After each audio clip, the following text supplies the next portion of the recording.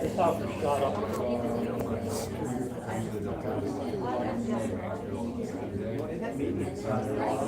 How's it going? Good.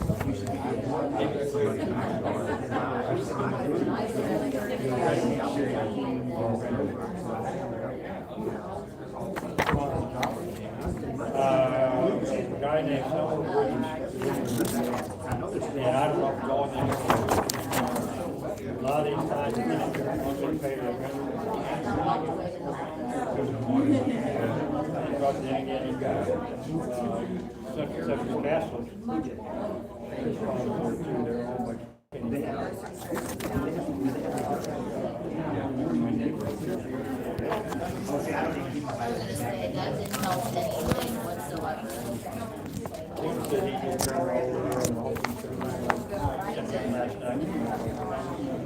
He's a good guy. Okay, sounds good. I'm gonna bring my daughter. Check out some books.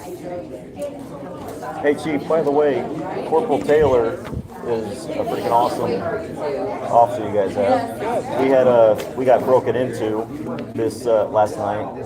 Where at? All over. My cousin got hit, I got hit, and then my cousin's neighbor got hit all down Airport Trail. Okay. So they got into my vehicle. They took a little 380 Taurus TCP out that I had hidden deep underneath my center console. They took my cousin's rifle, 2 Are rifles, these homes or are these? out of our cars. Okay. Near your homes, right? Yeah, right in front of our residential, homes. okay. Oh my gosh. Yeah. I mean, thankfully I've got video footage, but he came out, was on it, and I didn't know until my cousin called me because, you know, normally if somebody's driving around really slow, it wakes me up. And the irony is that I was awake when this happened, but it just so happened that because my wife was in bed and I was awake, but I was being too disruptive, and so I went into the dining room where I can't see out the front, Yeah.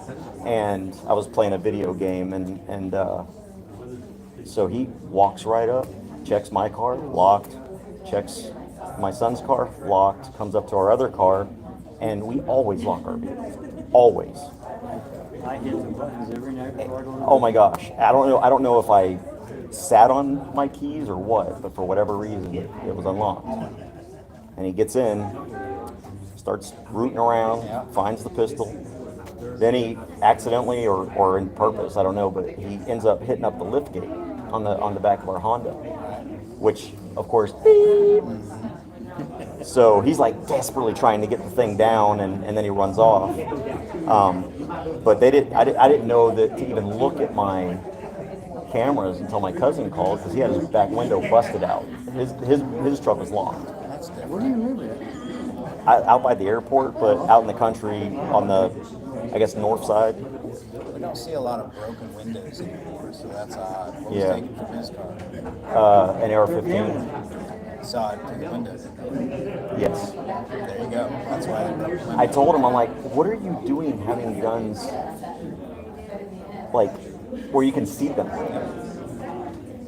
And then they took a bunch of tools from the next house down. So anyway, but he came out and did a really good job, and I was able to find some footprints that matched the footprints at my cousin's house, so it was the same guy, even though he's too far away to see. And my camera shows that he drove down towards my cousin's house. But I think it was one guy, or were there multiples? I don't know if there was another driver in the car. There was only one guy that I saw on the camera. He was about 6 feet tall, What kind of car? Honda CRV, but he had a Dodge 2500 or something like that. But we got good. He's got tattoos on his right arm, tattoos on his right leg. I mean, he's going to be easy to identify. Okay, good. I'm sorry you went through that. That website next door, there's one black guy. Looking right at the camera. Oh, this was a white dude, and I told Like, can anybody identify him? well, I told Corporal Somebody Taylor, I knows. said it was just perfect timing somehow, because my wife happened to be in the bathroom also because she had come out. She ignored the cat. We don't have dogs, but, and that's also weird. Our dogs at my uncle's house next door bark at everything. If a car's going slow or stops, if I stop, the mailman, they bark like crazy. No barking last night. And then my cat is like never goes. We've got a window at our headboard, and so and he jumped all over my wife to get to the headboard. He's going back and forth between windows, and of course my wife just got pissed off at the cat because it's being stupid. The cat sensed But the something. cat is trying to tell us something. Trying to tell you something like But that. my wife was in Get the up. bathroom. I mean, and it's just that for those 5 minutes, it was the wrong time because neither of us. I would have seen it if I was in my room. I would have seen it if I was in the living room, and we were just both at the wrong part of the house. It can happen so quick. Yeah. It doesn't take. But yeah, those AR-15s. Those. Well, I told Corporate Taylor. I said it's a good thing that it didn't happen that way because where I park my car, all I got to do is open the door, and I've got a straight shot into that. And I said the call would have been for a corpse, not for a break-in. Well, they're gambling. Yeah. They're going to do it, you know. They're gonna do it again. They're going to set off something that's not going to occur like me. Well, they've come You out walk there in several underneath my times. carport, you set off an alarm in the bedroom. Well, I just bought $700 And I can worth of reach over cameras, and put more on my cameras. monitor, and I can see what's out there. I got 8 cameras set up. Most of you guys know who I am. But Well, I have 5 I right now, but I just bought see 4 if more. My camera saw anything. That's a weird experience to have one of your cops not going to go, what's wrong with you? See if you saw anything. Well, it's funny because Corporal Taylor said he must not know who you guys were because Corporal Taylor, his officer that was out there doing the report, because he said, you know, if I were going to rob anyone, it wouldn't be the Grishams because everybody knows they have guns You know, we everywhere. got robbed a year ago, 32 guns. Oh, really? Yeah. Oh, yeah. Last April. Yep. Last April. And then had the. And it's a little pink. It's 6 going more to be easy came to back find. a week It's a later. pink Taurus TCP 380. They don't make a lot of those. Right. And he had a $1,000 scope on his, a night scope. So, Yeah. but I'm looking everywhere. I was able to get the vehicle. It's an older model Jeep Cherokee. Suspect vehicle. Yeah, I got that on film. I got the suspect on film, like probably 15 feet from the camera. When 2 houses got shot up in my neighborhood, I got everything on camera. Yeah. When that 18-month-old baby wandered off a couple years ago, I had all of it. And I also got a mic. Not only do I see, Well, those are the 4 cameras I just bought because my cameras right now don't have sound, but these new ones have sound. well, a lot of companies won't sell them with mics in them. Privacy thing. But and that all depends where you live. Yeah. Here, these guys go, we'll ask him, he may have seen Andrew. Well, that's what my cousin called. He's like, hey, can you check your cameras? And I said, well, what time? He says, I don't know, but Well, I get that all the time. probably between 2:30 and 6. Nope, just after midnight. Well, if somebody says, you check my camera, the first thing out of my mouth is, what's the timeline? Yeah. What am I going to go to? Hours and hours and hours, and not know what I'm looking for? Yep. I need to break it down. I need to break it down. Yeah, but you get paid to do that. Yeah. Not enough. True. Well, it was around between 2 and 2:30. Cool. I'll start off at 1:45 and I'll start running. Well, that's how we start running it forward. that's how we caught the guys that stole our gators earlier last year or later last year.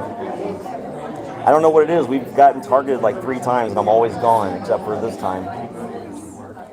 That's odd because property crimes are actually down this year so far. So. Yeah, we had 2 gators taken. We had a truck taken. We had a trailer taken. Oh, I remember. Yeah. Be thankful you're not clean. Oh, I'm very thankful. Do you know Killeen is in the top 10 across the country? Kalinistan is what I call it. I call it Kalinistan. Per capita, Killeen Yeah. is in the top 10. You know, it's also the highest. You're talking about Chicago, too. You know, it's also the highest rate of sexually transmitted diseases in the country. Is Killeen. I would think it would be like Fort Bragg or something. Here's what happened with Killeen. First thing that happened, you had all these troops came down from Fort Polk How you doing? years ago. Were you here when they? You may not have been here. They transferred a bunch of troops from Fort Polk to here, and a lot of them were gang related. And then Katrina hit. Now, see, I got here. I mean, I'm from here. Now you got them all, and now you got them. I'm from here, but I didn't start living here again until 2009. Now you got a problem. Because everybody is aware, and and clean. They're offsprings now from the one from Fort Polk, from Katrina. Kalena's getting a little too close to Temple, if you ask me. Yeah, I know.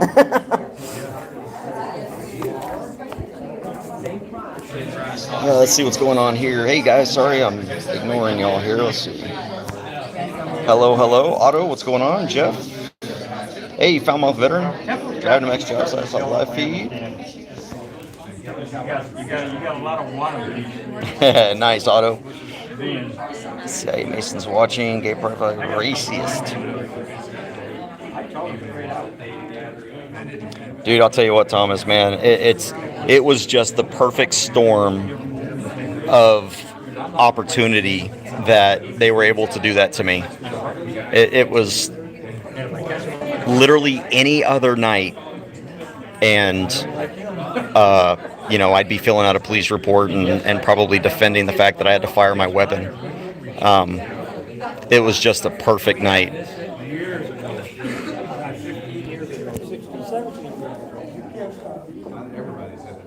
Young man lives in a neighborhood.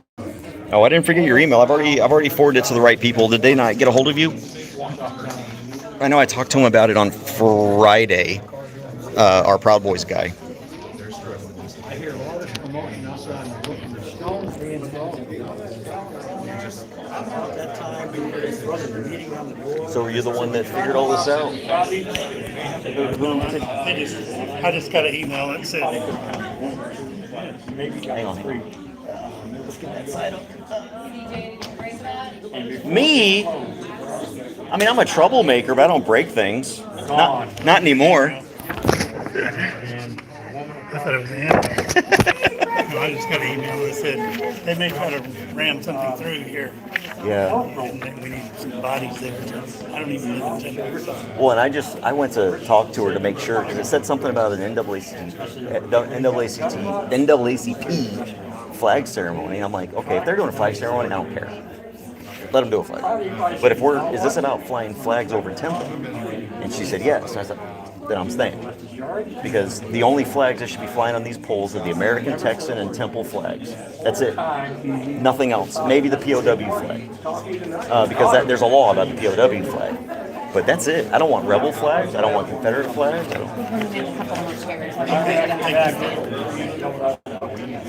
So. I actually didn't 100% know what the deal is. I join us. I mean, all it says on here is discussion regarding NAACP flag ceremony. And so I asked her what that means, and I said, are we talking about just them doing a flag ceremony, or are we going to discuss actually what we're flying over the city this month? And that's what it's about. So. Well, I heard the word DOE, and that's what Yeah. got my. Well, it's funny because this is the Committee on Diversity or whatever, and what is less diverse or more diverse than the American flag? It includes everybody. Why do we need anything else besides the American flag? I don't care if you're gay, straight, doesn't matter. Democrat, Republican, black, white, that flag is flown for everybody. So where you at law school? In Virginia. In Virginia? Yeah. So I had to get away so that I could focus. And I knew if I went to law school, because I got accepted at Baylor, which I would have loved. It would save me a lot of money, but I would have been able to focus because I'd be at this kind of stuff all the time when I should be studying my books. So I decided to sacrifice 3 years of my life, and just Emily and I are treating it like a deployment, a 3-year deployment with little breaks in between. So, How much you got left? 1 year, that's it. Really, I only have one semester left, but I have to take certain bar prep classes that the school mandates. And since I didn't take them this past semester, I got to take them the spring semester next year. And so really that's all I'm going to have left for my last semester. So it'll be kind of easy. That's just to take the test, right? Yeah, to be able to take the test and get it licensed. So, That's great. yeah, it's been a long haul. I did finish my master's in December, so I got that done. So if I decide to quit, at least I'm ahead. But I ain't quitting. No, we need to. Now, the bad guys are going to kill you.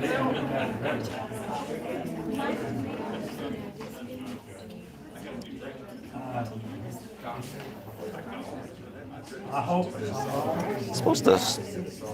Should have already started here, I thought. 3:30. It's 3:45.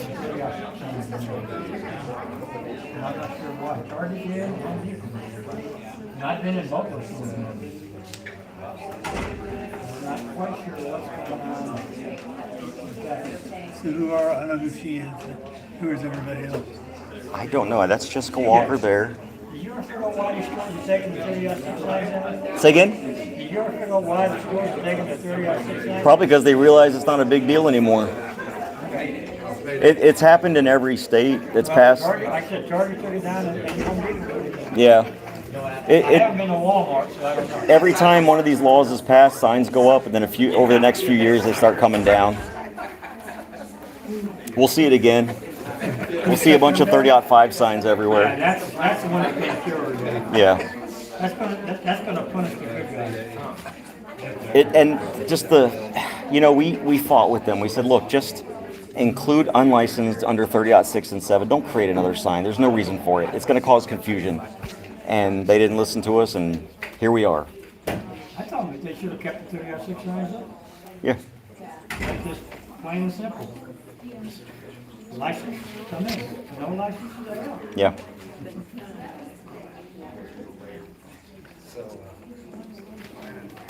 Heck, they should just be allowed to have a little gunbuster sign for all I care. I mean, all this signage crap is just nonsense.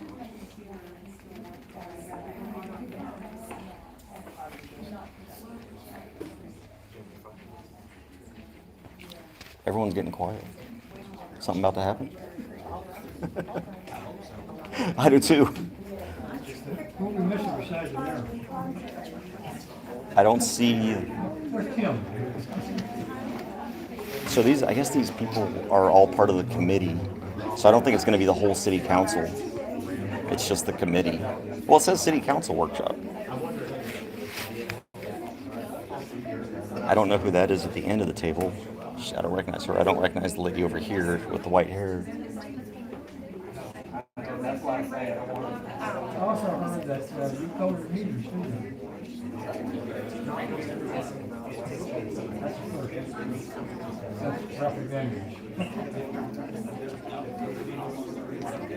That's the first. It's very hard to see hiding the hair, and that's the. Amen. House park. Well, I knew you all had it, because I've done looked you up already. I don't, well, I look at your police department. Yeah. And I go, oh, look at that. Damn it. I've heard nothing but respect. No, I don't think he's responded to you yet, Zafarius. I just told him about it Friday, and there's a very big backup, so he's probably got to go through it and find it.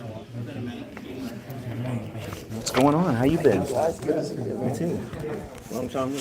Yeah. How's lawyering treating you? Law school sucks beyond belief. I'm too old for this crap. You're looking like a lawyer though. Well, it's funny. I talk like it now, because last night we had some stuff taken out of our vehicles. And my wife said that, she's like, we were robbed last night. I'm like, no, we weren't. We were burgled last night. So. Sounds like somebody's been taking a note. Yeah, I said robbery is where they take it from your presence or from your person, and they do it with threat of force. Burglary is where they just take something from you. But burgle is a verb. Yes. Hey, were I you knew that. Have you been burgling? Not Dimple. As long as nobody catches me burgling. That's why Yeah. they stopped burgling when they had cameras in our rooms. Like, hey, I burgle all the time.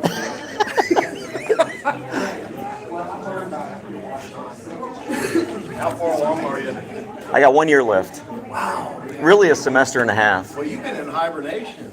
Well, I've been in the mountains of Virginia. That's where I go to school. He's a Yeah. doomsday prepper. I've been causing trouble in Virginia. So. Yeah. They got a warrant out for him in Virginia. We don't discriminate on where we There's an APB out on him. That's why he's back here now. Yeah, I think I saw his face on the post office. A lot of them. Hey, Dave, is that your truck with the tires in the back of it? Mm-hmm. Okay. I parked it to you. Oh, I didn't know.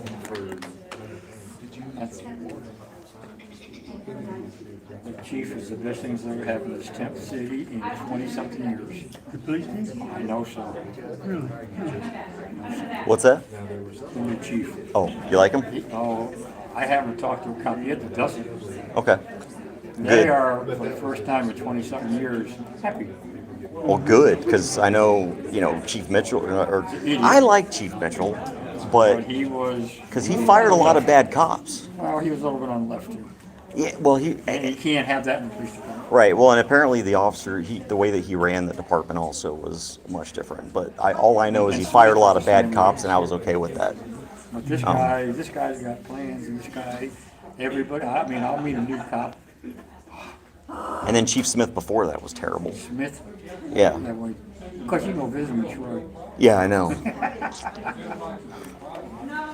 Well, when we got this one, then I'm hearing all the good on Yep. about time. Yeah. He wants to use alumni for. Good chiefs are always. It's always good to have a good chief. Patrol using them. That we could never get the other two. Well, I'm gonna go use the restroom real quick. Because that was Ralph Evangel's day. I'm gonna leave y'all here. And so he got into an argument with Mark Watson. I don't know if you knew him. I'll be right back. No. Ex-city manager. Oh, yeah. Yeah, he ticked me off one day. He did. I said, yeah. You found out I don't put up with BS from the city. And especially if you accuse me of doing something. When they were talking about the new police department, I had the alumni come down and talk about why we needed it. And I was at the VFW one day, and there were two sergeants in there. Sergeant Winkler and Sergeant Bennett. Should we tell them? I don't know. Should we tell them? I said, tell me what? You got the chief in trouble. What? Yeah. The city manager thinks that the chief put you up to that. Good. Next meeting, Bill Jones. I'm gonna clear up something. Those of us that were here last month talking about why we need a new jail, new police department, we're here on my behalf. So if anybody wants to discuss this with me, they're welcome to do it at the end of the meeting. And somebody said, Ralph is back there, one or the other. And from that day, from the time Mark Watson saw me, Mr. Brown, how's it going? Got his attention. Yeah. He figured out real fast that don't let me hear it. Because I will walk into the meeting. I will voice my opinion. And Bill Jones was the same way. Bill said you come to me.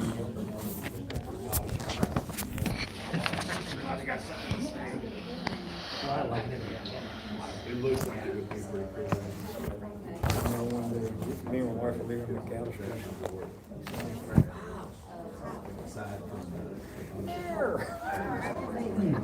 Everybody in McAllister is going.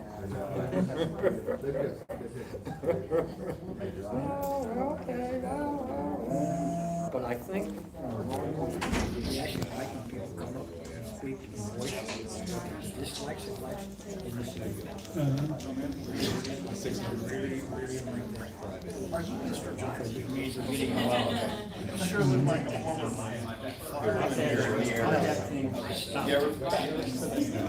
Joe Good's Back in gas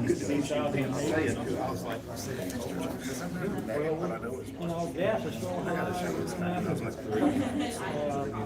trash pickup. Hey, I joined the Army in '94. That's when I joined. You got the glasses? Got out in 2015.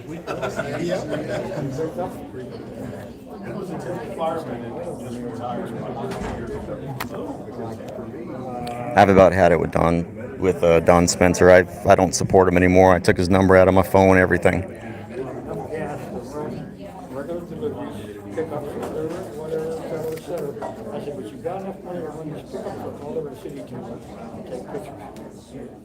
I said, people may be putting that stuff out there because that's the only time they can use it. You can't have people put it out there the day before a pickup. They may be seniors.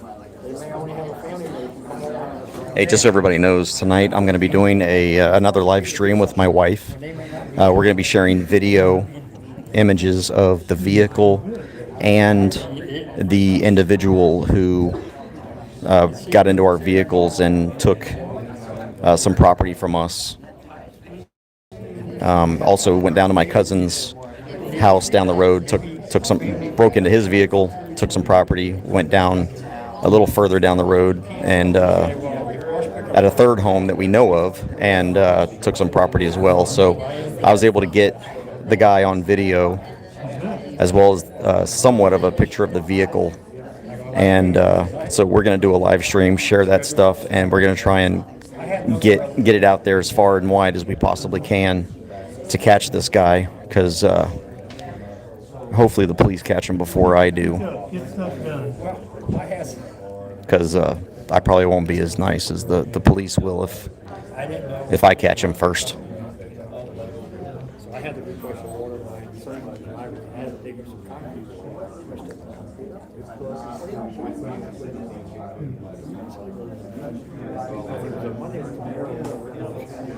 One of the guys,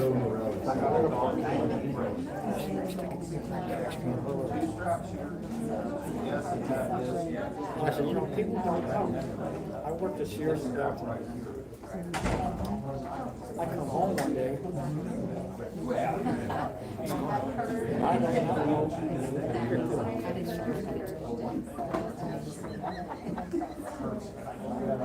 I'm there, somebody.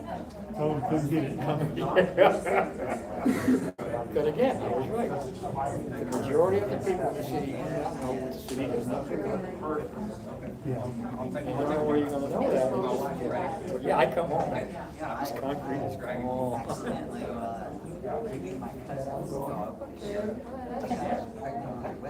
And I never did investigate. There's about 31 people here. This is like how long have you lived here? Tim, I'll tell you what, man. It was they got lucky. They could not have picked a more perfect time to get into our vehicles, because at that exact moment we just happened to be on the other side of the house. Both of us were awake. We were just on the wrong side of the house. And we were only there temporarily. Any other night, and the dude would have a bullet hole in his head. Any other night. He'd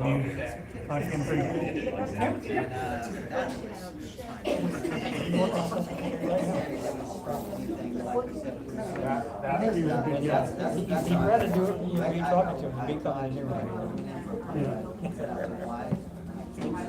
We got some issues with traffic stuff in my neighborhood. You know, they opened up the 57th Street Road. You know, they turn around I-30. Amen. I am from here, the end of the driveway. I'd rather just chop his head off. I could almost go or start on. What is going on? This was supposed to start at So 3:30. they closed 57th Street off. We gotta go on.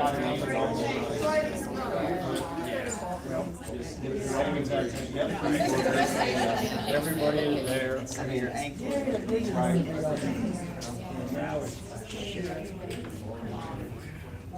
Now everybody crosses. They think they can go to Adams, but they can't. They run into a park. They run into a golf course. Yeah. So they come back up, they go down Avenue, and they sit there at the stop sign. Well, if they turn right, they go back where they were. And it's a nightmare. The traffic is just, and we got a stop sign and they'll run the stop sign. Yeah, I'm trying to get one of these traffic lights out there. Run the stop sign. I am running the mayor knows about it. But they had a car there a couple years ago. Hey, sorry about that.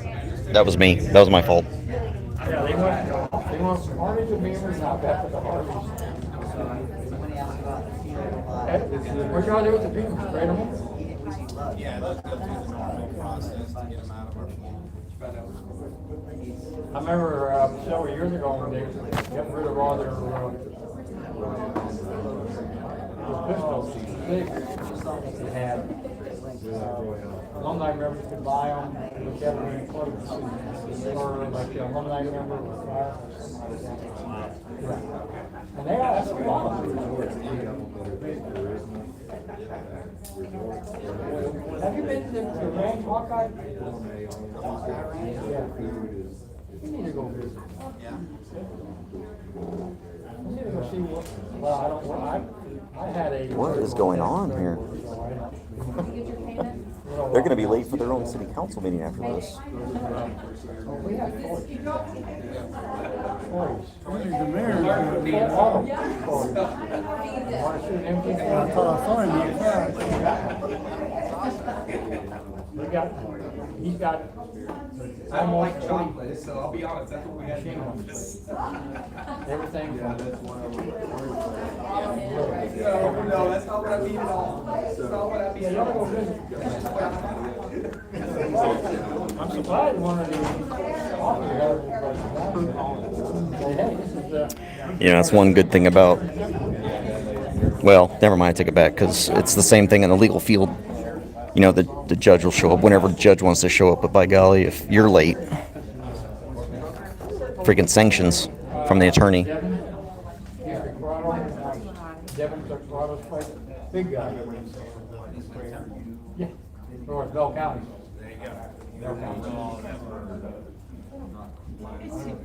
Let's put it this way, you when he walks up to you.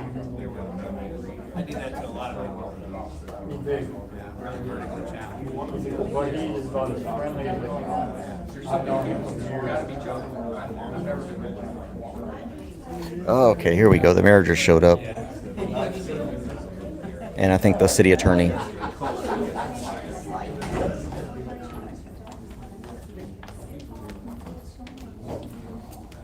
There? How you doing, Mr. Mayor? You too. Yeah, I just talked to you today, didn't I?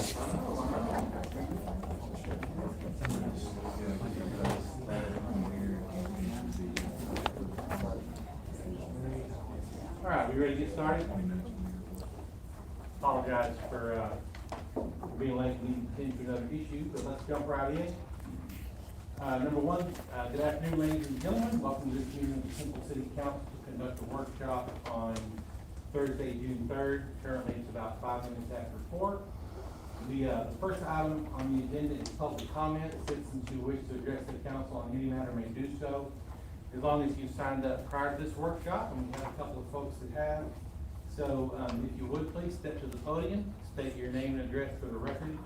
And as y'all know, no discussion or final action will be taken by the city council. And first up, we have Ms. Nell Brindley.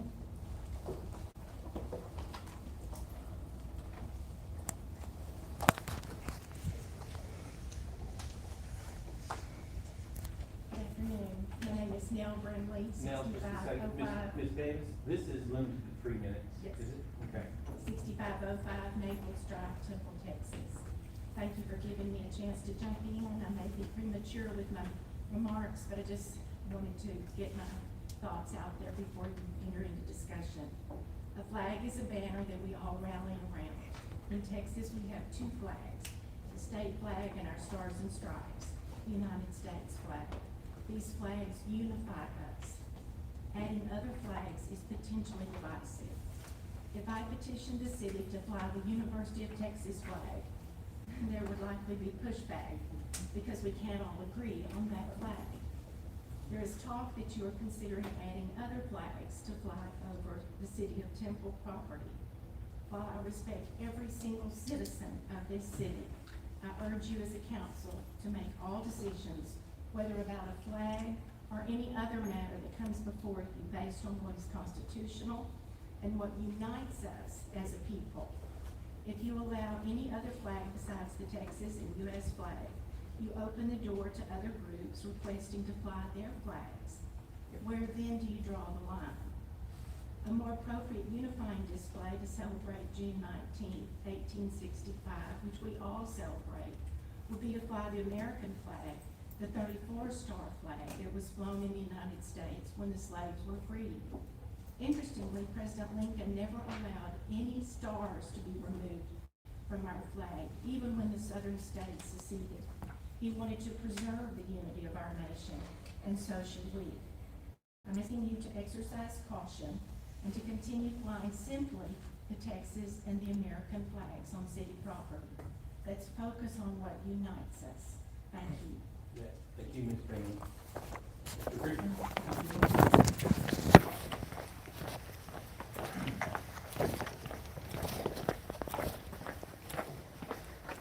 Before I give my comments, are we, for the agenda items, is there an opportunity for the public comment on each agenda item as they come up? That agenda item tonight won't be subject to the public hearing. Okay, that's what I was asking, so I'll make my comments normal. So my name is CJ Grisham. I'm at 4365 Airport Trail. I served this country in 2 wars, Iraq and Afghanistan. I fought under one flag, that's the American flag. There is nothing more unifying and more inclusive than the American flag. It belongs to gay people, it belongs to straight people, it belongs to black people, it belongs to white people, it belongs to men, it belongs to women. It is the one flag that we have in this entire country that unifies and represents every single American. For every Texan, we have the Texan flag. That's the single flag that we have that represents every single Texan, no matter what your gender identity, no matter what sex you are, no matter what religion you go to, it doesn't matter. Every Texan is unified under our Lone Star flag. And then we've got the City of Temple flag, which is fine for the City of Temple. It unifies us as a community within this city. To put up any other flag, whether it's a Confederate flag, whether it's a rebel flag, whether it's a rainbow flag, a BLM flag, a June 19th flag, it doesn't matter, or Juneteenth, excuse me, it doesn't matter. I would be opposed to any other flag that flies on the same flagpole as the American flag and the Texan flag, because anything besides those two is not diverse, okay? It actually sets us apart. It creates division among us. We should focus on those things, and we should obviously have ceremonies that recognize the contributions and the progress that's happened in this great country, how far we've come, but to take and put another flag up on top of the city, that to fly over this state, to fly over this city that represents any group, no matter what they look like, no matter what their past is, no matter what their future is, I think is a complete disservice and completely disrespectful to everyone who died. We just celebrated Memorial Day. Those people died for that flag. I've had friends die for that flag, and they didn't die just for straight people. They didn't die just for white people. They died for every person.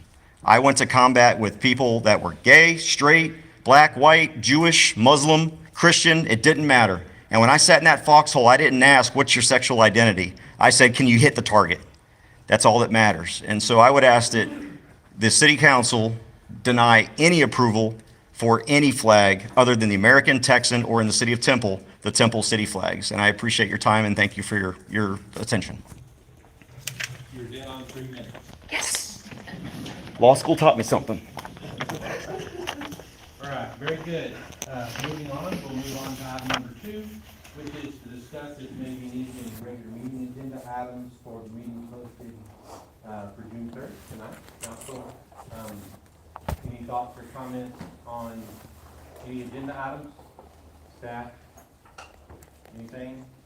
We want to talk, just a little bit about the hangar. Yes. I don't know.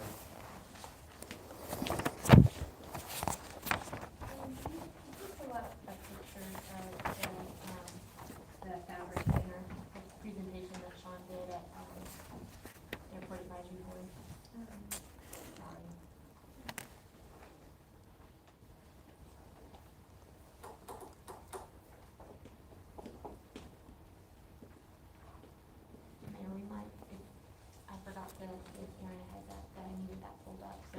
you might go on to the next agenda item and then come back to that one, so we're not Or we delayed. can just all stare at Aaron.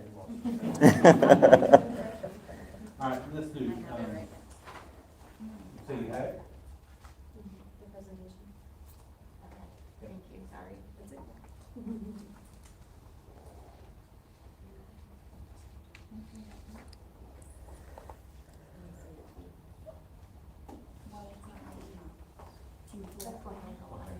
All right, let's go ahead and move on to, the second item, which is to receive a presentation on the solid waste master plan. Mr. Bond? Thank you, Mayor. We have Jeff Arlington from SCS Engineers here to present the results of the study. Thanks a lot. I think everybody's got a copy of the plan itself. We'll pass that out. And, I'm Jeff Harrington from SCS Engineers, and today I just want to kind of hit the highlights of this process. It was a fairly lengthy process, and one that I think is going to be very important for the future of the city and the solid waste program. So what I'll do today is talk a little bit about kind of where the city is, talk about the process that we went through, and then give you the highlights of the recommendations. And I'm going to be available for any questions you might have. I've also got a couple of staff online here that will also be available. As I said, I'm Jeff Harrington. I'm the project manager of this project, which was the master plan for the solid waste for the city of Temple. And I'm with SCS Engineers, and been doing solid waste work for most of my career, which is longer than I wanted to remember. Kevin Yarn is a senior vice president with the company, has been providing oversight and worked with me on this project, and I believe he is online. And then Kevin Callan is a route optimization specialist, so he looked in detail at the collection and also did a route optimization study for the city on that. So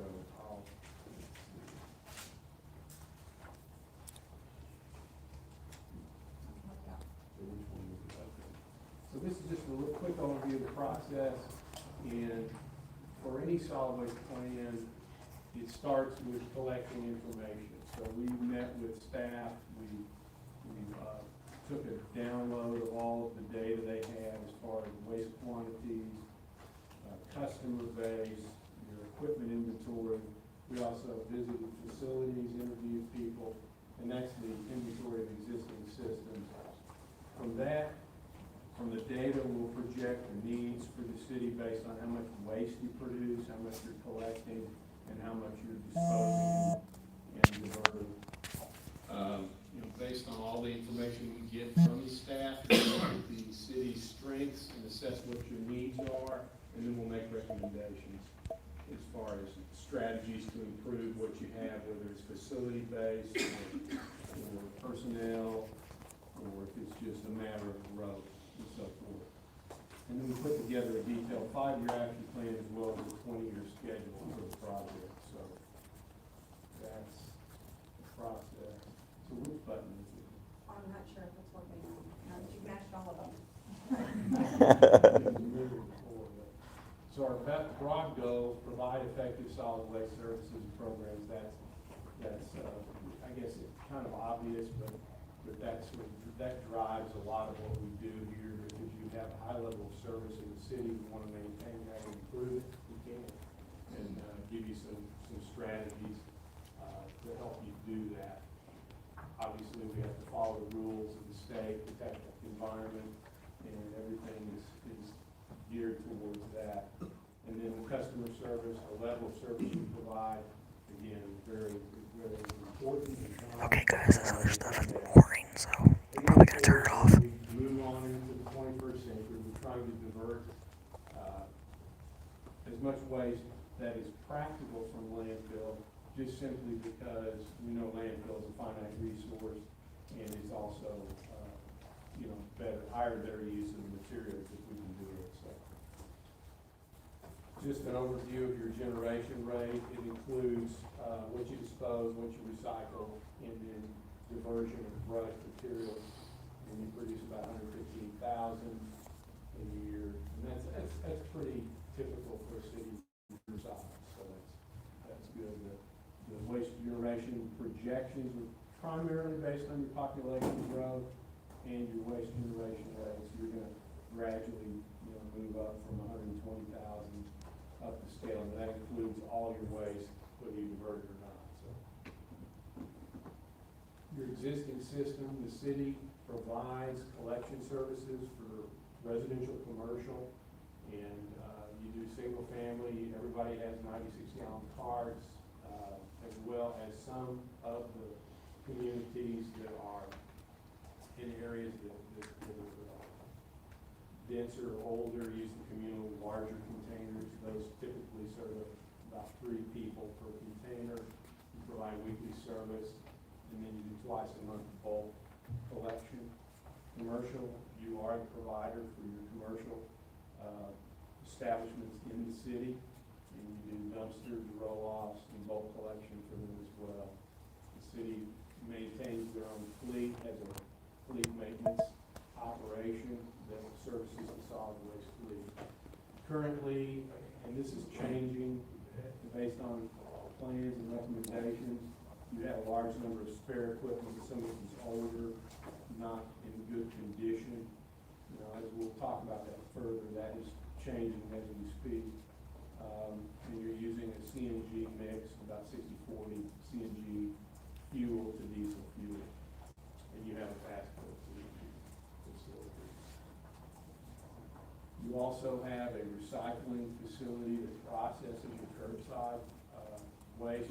It's more like a transfer station is what I would call it, but it also processes some of your source separated materials that you collect, like cardboard and some of those. This is an older building that's pretty inadequate for what you need to use it for. I think the city's leasing it as well. So that's one thing we look at in detail. As far as your collection program, you're doing 96-gallon carts. It's on a different day as your trash collection.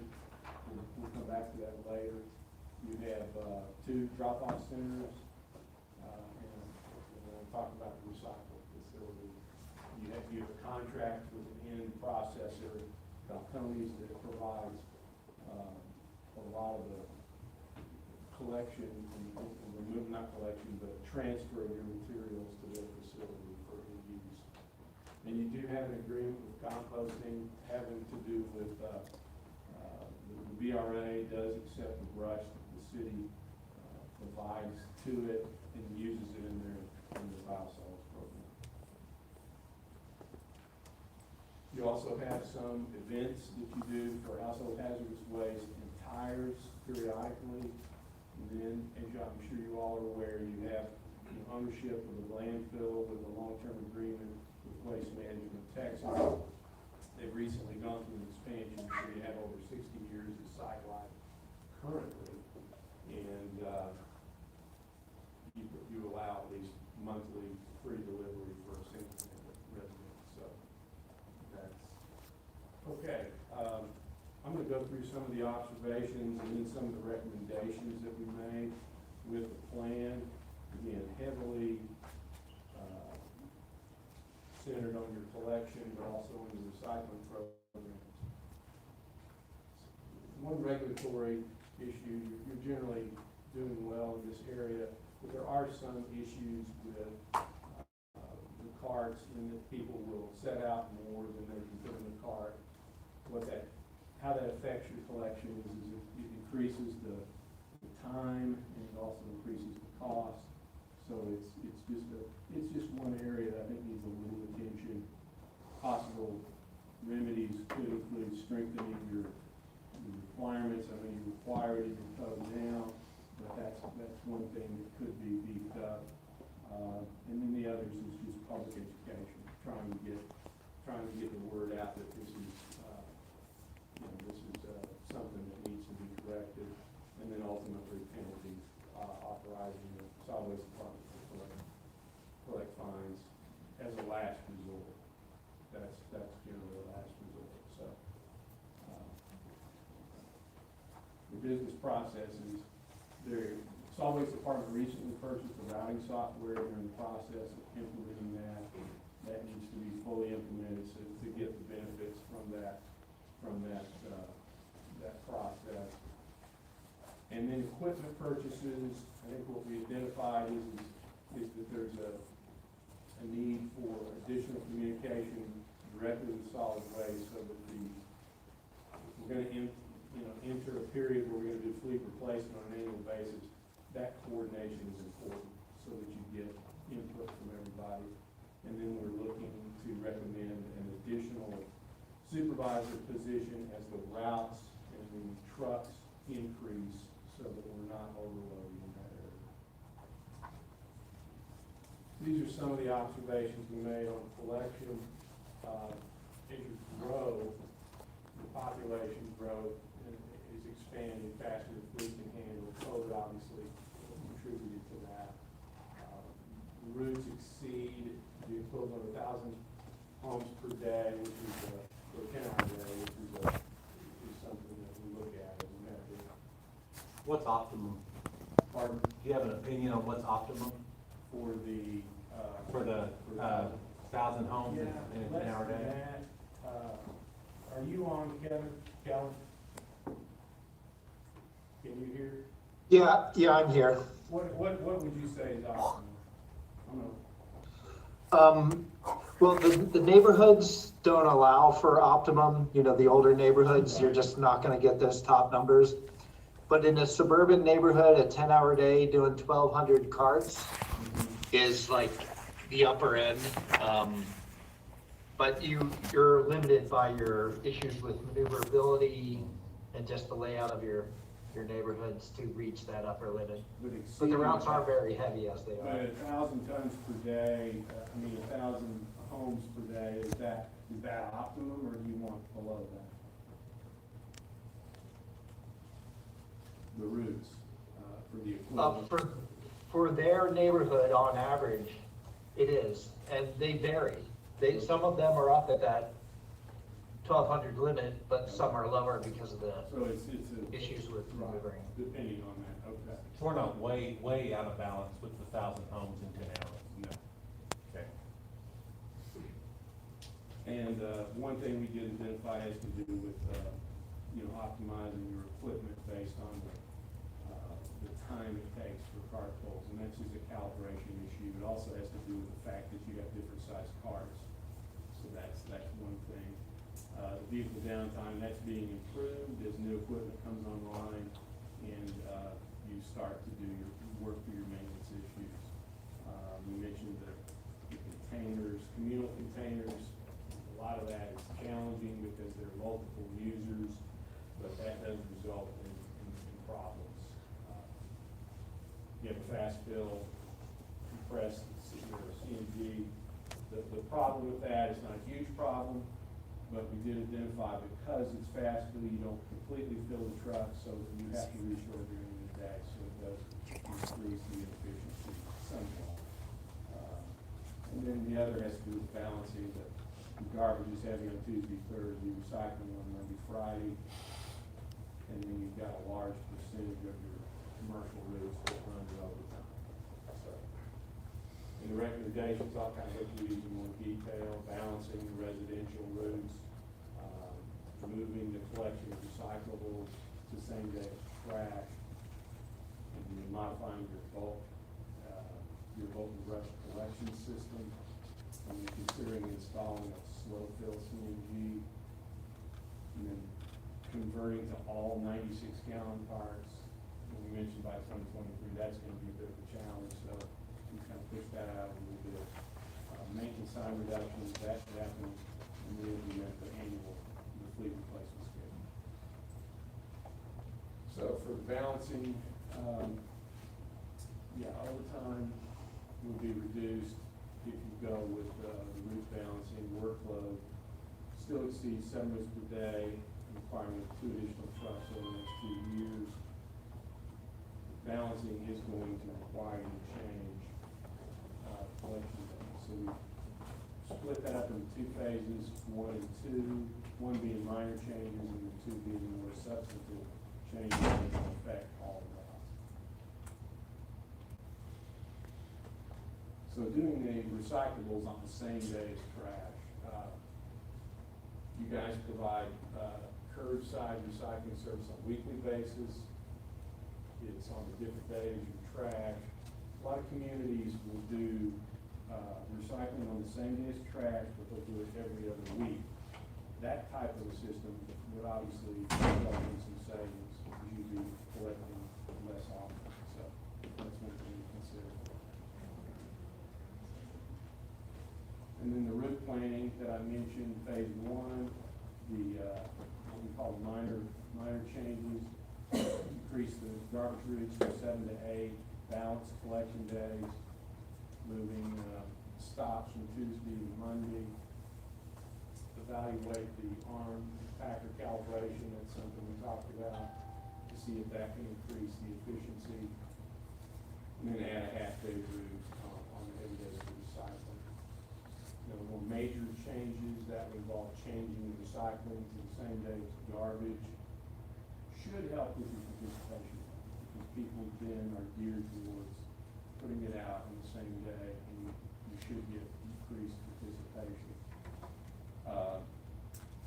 Add a recycling route and a garbage route, and then even out the collection days to make garbage and recycling routes have more even workflows. And then finally, looking at these 300-gallon communal carts and trying to replace those. That's going to need a little bit more. It's just going to be a difficult thing to do, because that's been done for some time. And phase one is already underway. We're already doing it. So. Modifying the brush and pull. The main problem here is just too much volume coming out. There's not really a limit on those 6 yards. So the time ranges from 8 to 9, almost 10 hours to complete. And we would recommend limiting that to a smaller cubic yardage, and charge additional for more bulk, possibly even establishing a request-based system. So the conversion is slow. By doing this, you would allow the trucks to essentially fill overnight instead of having to fill during the day. It doesn't add a lot of time to do that, but it does add some time. So we recommend that you revisit that in a few years, and if the cost is still there in this range, then it's something that will pay for itself over time. It's not going to be just an initial move, but it would create more efficiency and delay the need for additional routes in the future. So considering the citywide cards, 10% of the city has collection communal containers, about 3 persons per container. These are somewhat problematic because of the abuse of that, and not one person is responsible. So by converting to the 96, and those are the primary container you would use within the city, you'd have less maintenance, you'd have more access to curbside for everybody, and then you would allocate some funds to do that. And of course, the public acceptance. That's going to be the one that's kind of visible at 100%. This is actually occurring as we speak. I think the fleet maintenance issues are being resolved. I think part of that is communication, but there's also a need for minor repairs that what we recommend is establishing a small maintenance operation at solid waste with a maintenance person that can do minor repairs and not have to go to fleet for those. So that's kind of the primary thing there, but also at heavy times potentially having to outsource if needed to keep the trucks going. And then the fleet replacement schedule. This actually will affect maintenance as well as the fleet. This is based on trying to get vehicles, the heavy equipment replaced once every 7 years. We currently have about 50 trucks, and that's going to increase to 51 over this 10-year period, we're seeing it go up to 56. So we're trying to balance those purchases out so that you don't have these large purchases periodically. So you can see we're looking at somewhere in the 8 to 10 vehicles, 12 1 year. And then the next basically shows the impact of that, the fiscal impact of that on an annual basis. Somewhere between 1.8 million and 2.4, generally speaking, for purchases. Diversion, the city's diversion rate is a little bit lower than the state average, and that's total diversion. There's a number of things that you can do for that. We mentioned the transfer facility, you're planning a new one, and we'll talk about that. The contamination rate is also a bit higher than the average, and you've got opportunities in commercial and multifamily. And then some cities are looking at food waste. I don't see that here in the near future, but it's something that we just want you to be aware of because some cities are looking into that. That's a way to increase. Excuse me, could you Yes. comment on the contamination rate being higher than the state average? Yeah, I've got a slide here. I'll talk about it. If there's still questions, we can talk about that. So, yeah. So what we're recommending is develop the new transfer facility. I'll talk a little bit more about that in detail. And then look at strategies to reduce the single stream recyclables. And I'll get into that.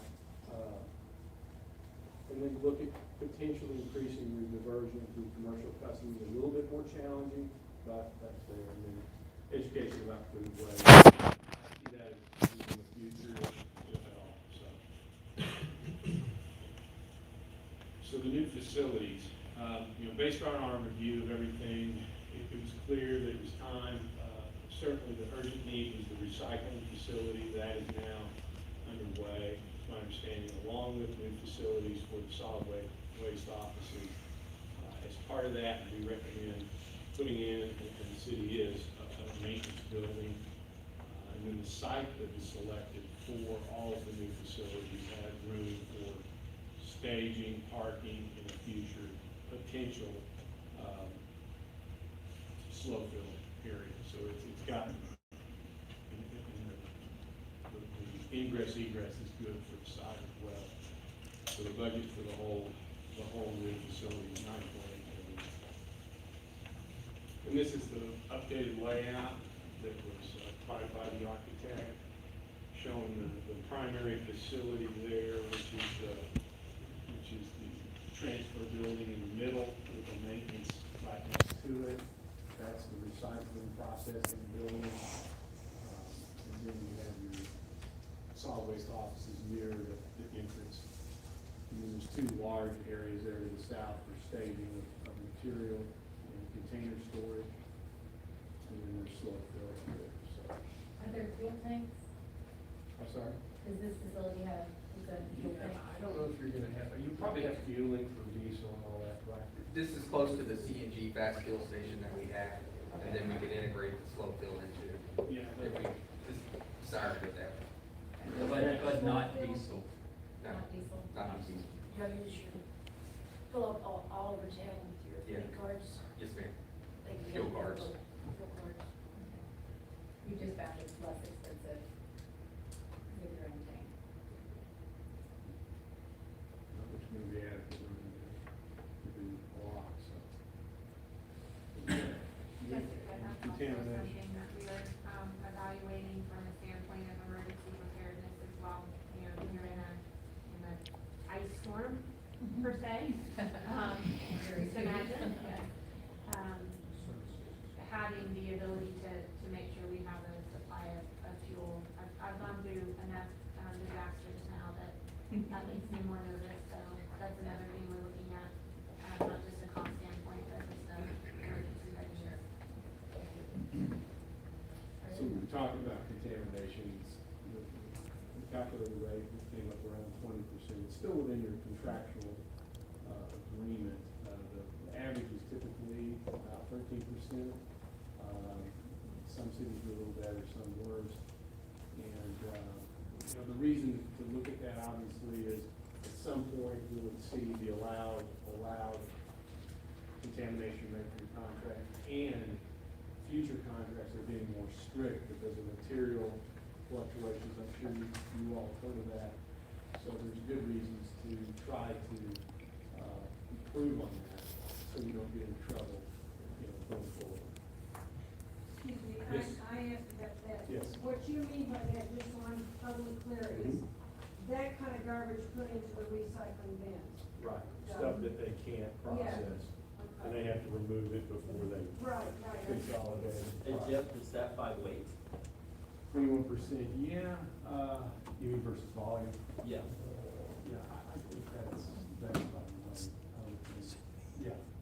So you might put in a piece of food waste that's not. I don't have that number in my head, but 25, yeah, you're getting close to that. So that's an amazingly good number that they allow. Some contracts, it's much lower. Oh, right, but I'm making a comparison to state average. Yes, it's not out. We're not close there at all. Well, it needs some improvement, yes. And that would be, I'm assuming, based on public education. That's, yeah, and that's pretty much what we're, I think, gonna focus on, because there's, one way you can do it is do a detailed basically a waste order. What are your problems, what are your problem contaminants? But generally, you can identify those typically, so that's kind of an extreme value. But beyond that, what you do is you set a goal. We want to improve by 20%. We want to get to this level, maybe get to the average, whatever. And then start your education process, the graphic labels, flyers, letters, public education and promotion, essentially, to try to get the public, rather than penalizing people, just try to get those numbers down. And Susan, if we could really get a handle on, sorry, Jeff, if we could really get a handle on the maintenance and the staffing and how many routes we have, so that we have a little more staff time freed up to be proactive. There are other things you can do. You can have a manager or somebody kind of roving around and just doing spot checks, just here and there to see if there's certain areas of the city or certain kinds of things that are, repeat contaminants, and try to, educate on certain things, or maybe just flag certain containers and say, don't pick this up, tell them it's trash or something. But I think, as Jeff said, like the public education is gonna be the biggest, most impactful. Yeah, and I think once it starts, it usually kind of continues. Once people get in the habit of doing the right things, it usually. I just personally find that 21.6 versus 13 comparison. Well, I wouldn't feel too bad. It's, some cities are not even going to that level, but so it's just an area that's gonna have to get some attention. Like Don says, all of the things you're doing, are moving parts, so once you get some of these other systems in place, the efficiency should allow you to focus attention on this too. Justin, did you mention that, since they, run these numbers and collected the data, y'all had implemented some additional educational efforts? We have. The same numbers were collected today, that percentage would be lower? And that's a good point. The data that Jeff is running this model off of is 2017.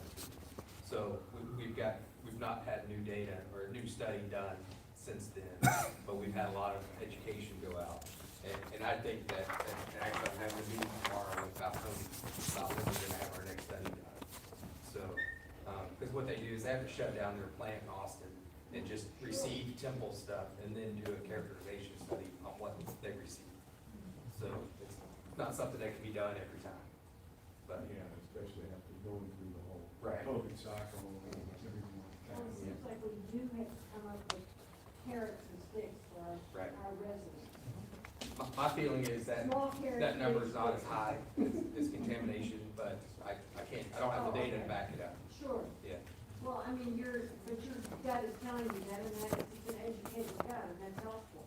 Thank you for saying that. Maybe I'm less embarrassed by the 21, 6, and 13.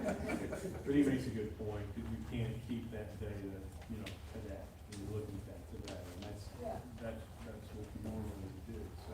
think back in 2017, we were talking about pizza boxes were. That's correct. More recyclable, they are now. Yeah.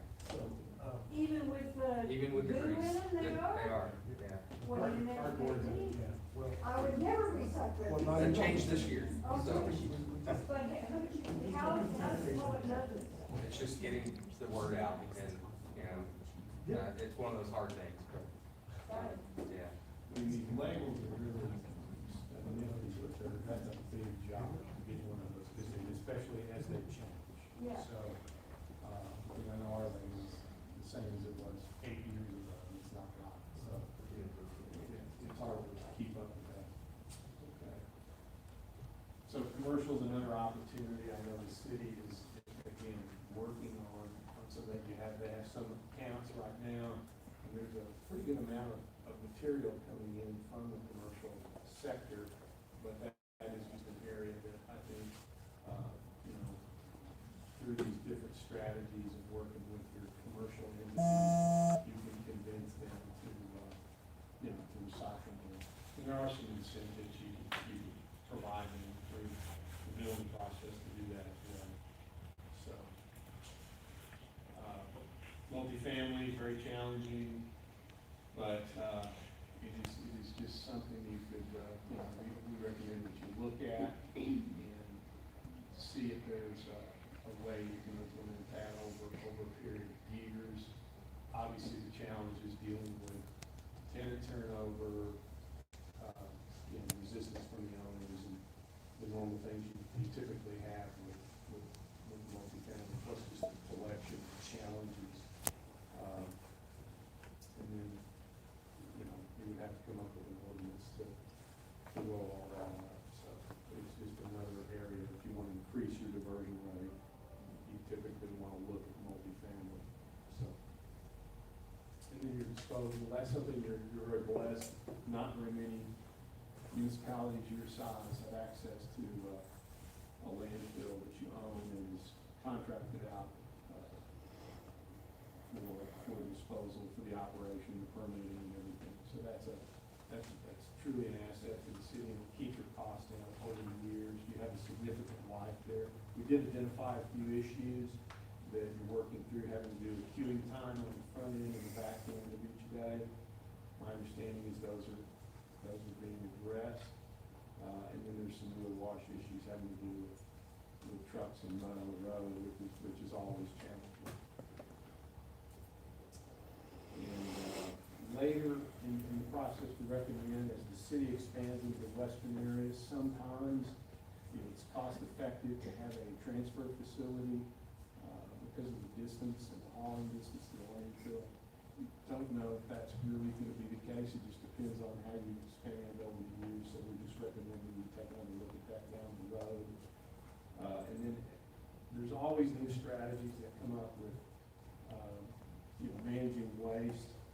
We hear of them time to time, biomass and other things. None of those are economically feasible at this stage, but we do recommend that you keep abreast of them, probably on a 5-year basis, just to look at it. I don't see anything that's going to change your course of managing through the landfill anytime in the near future.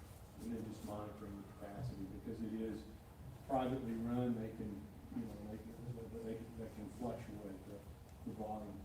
So, and we just developed a kind of an overall schedule based on the different strategies, and over the 20-year period, we're kind of highlighting some, how you're going to look at those, some less frequently, like food waste, and then on the collection end, you're doing some things annually, like monitoring your container ratio, obviously vehicle purchases. But some of these we want you to revisit on a periodic basis, the route balancing. Oh, that's fine. And disposal issues, monitoring the capacity, and then looking at the operations. Right now, you're going to be developing a transfer facility, and we talked at length about the contamination issue. So, okay. And then finally, we did just a capital improvements budget. I think the first 3 items you're underway in getting those developed. The maintenance, the new offices and recycling facility. And we recommend we have a budget out there for the CNG upgrade if you decide to do that. And then the waste conversion, or the converting of the carts, that becomes, something you make a final decision on that. And then clearly every year the vehicle purchases. So I think that's about all I had. Be happy to answer any questions if I can. If Kevin's are still there, we might see if they can. Any questions about any of the process or anything that we recommended for the city? This is probably the wrong time to make a comment, but somewhere along the line, I get calls frequently from older residents who complain about newer green recycling trash cans that blow over constantly, and when we have a very windy day. The black ones don't blow over with the same, as often. Just, I don't know whether they're both 96? They are. Okay, just like both. If they're newer, I bet they're a little bit lighter, everything else. They may have a smaller base, that may be, I'm not sure, I got mine side by side, and I never thought to look at that. I just do get calls on that. Okay. That's interesting. And then there's stuff flying all over the street. Right. Yeah, that's no fun. It's Jessica not- had a good it's not point. She said the trash is heavier Yes. typically than the black can. Recycling is a lot less Lighter, weight. yeah. It's the weight of the trash. Oh, that's in. that's probably part of it, obviously. Yeah, and that's something you can't do much about unless you, when it really is. You don't want to. Just put a foot of concrete in the bottom. That may be the only thing. So years ago, and this may be outside of your wheelhouse, but years ago, whenever the city started the recycling program, made a little bit of money. And now, we don't because of the prices for the recycled material. You ever see that turning around? Yes, I mean, I can't, it's hard to predict the future, and I don't try, but it fluctuates. And we see cycles, and we're in a pretty bad one, obviously, right now. It's turning around so But much. it is, yeah, I think as we get back to a more normal economy and all that sort of thing, there's certain commodities that are going to be in high demand, cardboard, for example, and others. So I just don't see that going away. So I think there'll be gradual improvement, but it's always subject to all the trade issues and all that sort of thing. And the other thing I'm hopeful of, and I don't do this and look at it, but as we develop more in, stateside facilities that actually take and reuse it, rather than us having to ship it overseas, I think you're gonna see more of that. And I think there's a desire to do that. It's very challenging because it's costly. But that's what I hope to get to. So I still think it's a good thing to keep doing that, but it may mean tightening up. There's certain things, and I know they're very generous, I believe, with what they'll accept. But there's certain things that are very low dollar, like glass and other things, that's going to a system where we just want to recycle. But right now, I think we're seeing improvement. Is that what you're seeing? Commodities are actually they're higher than they have been in a long time right now. Makes sense, because there's shortages of everything and all that. Very good. Jeff, anything else? And thank you for going with your gut on this and feeding us. Experience gut. Thank you very much. Very good. We've enjoyed working with you. Thank you, sir. So just a quick note on next steps, we will ask council to consider adopting the master plan, and then obviously we're using the data from it as we develop budget recommendations, so we'll see more on this topic in the next few weeks. All right, let's move back then to item number 1, which was the discusses any regular meeting agenda items we talked about. Is this item H?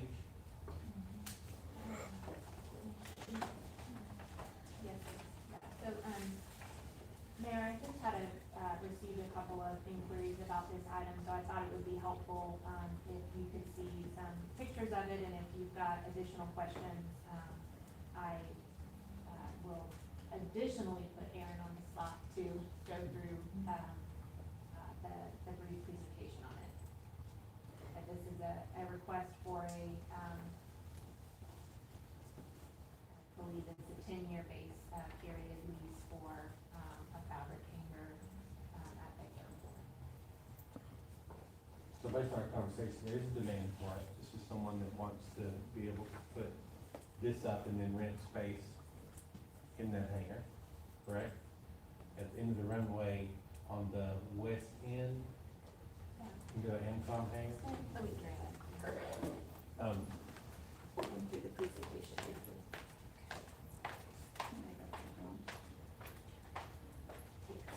My initial thought, and whenever I talked to Ms. Myers about it in our regular meeting, was just that, that's not really the way that we've been moving.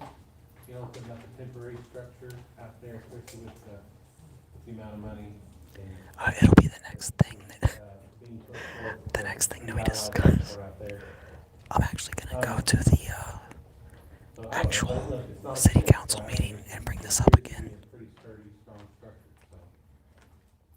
Any insight staff can give, I would appreciate it. It's not working. What is the wait list right now for a hanger out there?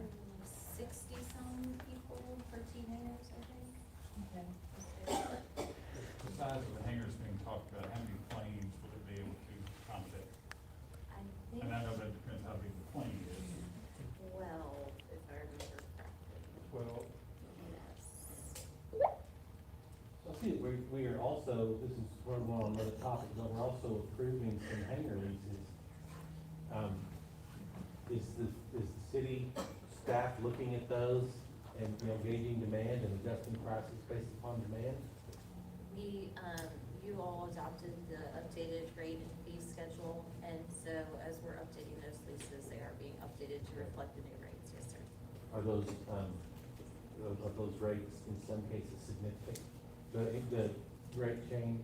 No, we didn't have a very, big rate change. I think it was just to one of the T-hangers that we increased it, and I think it was just probably about $20 a month based on our market study. it seems to me that if this is designed, 100 mile an hour wind resistant, some hail resistance, 25-year life expectancy, that's probably a better solution for T-hangers than us building those metal T-hangers who sitting out there right now don't look all that good. If you look at the overall airport plan, would that kind of construction need to be included in our planning for additional hangars? Because one, you can monitor them a whole lot better because they're open so people can see they are storing the right stuff in there and they're doing it right. So I think the gentleman who's doing this has got a good idea. And it's something I'm that gonna cut this off and I'll bring it back on when they bring up the flag discussion. Temple might want to investigate